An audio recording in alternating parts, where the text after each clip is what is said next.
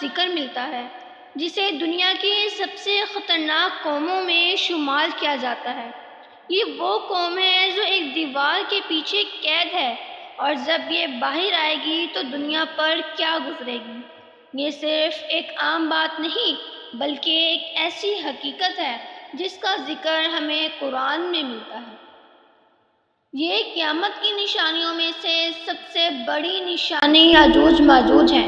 یہ ایک ایسی قوم ہے جو اپنی طاقت، رفتار اور تعداد کی وجہ سے پہچانی جاتی ہے۔ یہ وہ لوگ تھے جو زمین میں فساد پھیلاتے تھے اور ان کے سامنے لوگ خود کو بے بس محسوس کرتے تھے۔ اسی لیے انہوں نے ایک ایسے حکمران سے مدد مانگی جو طاقتور اور انصاف دونوں میں نمایاں تھا۔ ذوالقرنین ایک ایسا بادشاہ تھا جسے اللہ نے اقتدار بھی دیا اور سمجھ بھی۔ جب وہ اس علاقے میں پہنچے تو لوگوں نے ان سے درخواست کی کہ ہمارے اور اس قوم کے درمیان ایک مضبوط رکاوٹ قائم کر دی جائے۔ ذوالقرنین نے اس مسئلے کو سمجھا اور ایسا حل نکالا جو آج تک اپنی مثال آپ ہے۔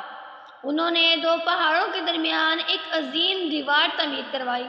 یہ دیوار عام دیوار نہیں، لوہے کے بڑے بڑے ٹکڑے اور ایک دوسرے کے ساتھ جوڑے گئے۔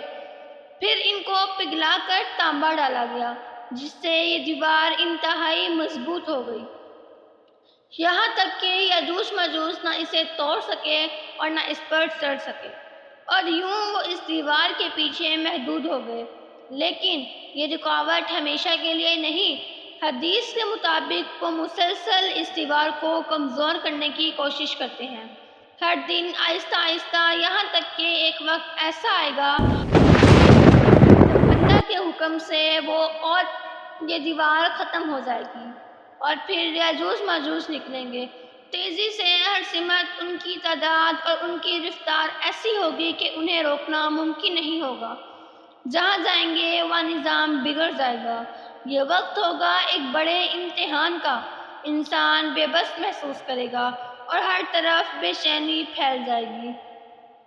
لیکن جب یہ فتنہ اپنی حد کو پہنچ جائے گا تو اللہ کی قدرت ظاہر ہوگی اور ایک ایسا فیصلہ آئے گا جو سب کچھ ختم کر کے رکھ دے گا۔